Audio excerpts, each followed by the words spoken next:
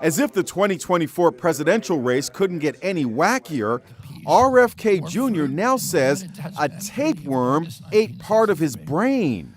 Yeah, this is a real story. Mark just said, is this a real story? It sure is. It just popped. Kennedy says the tapeworm apparently came from undercooked pork he ate during a trip to Asia.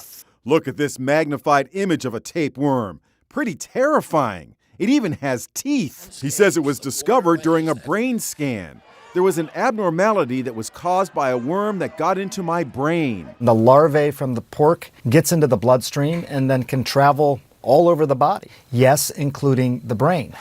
The revelation about RFK's tapeworm was first reported today in the New York Times, which discovered a deposition the independent candidate for president gave during his 2012 divorce. Rachel Palma also suffered a tapeworm in her brain. She says she was afflicted with memory loss. I started to notice more cognitive difficulties, not knowing where I was at times, getting words confused, not able to actually recall words. She underwent complex brain surgery to remove the worm. Just look at the scar. When I woke up, I was told that everybody in the operating room applauded because when they opened me up, it was not a brain tumor, it was an actual egg.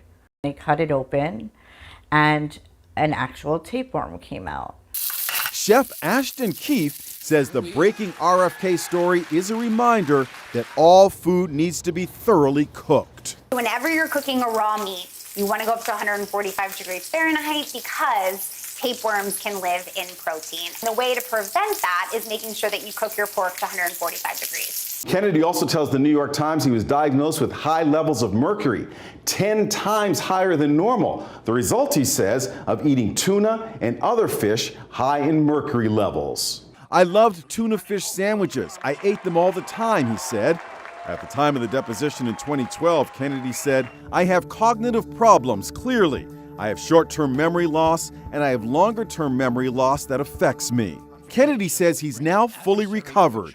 The 70-year-old has positioned himself as the fittest of candidates in the race.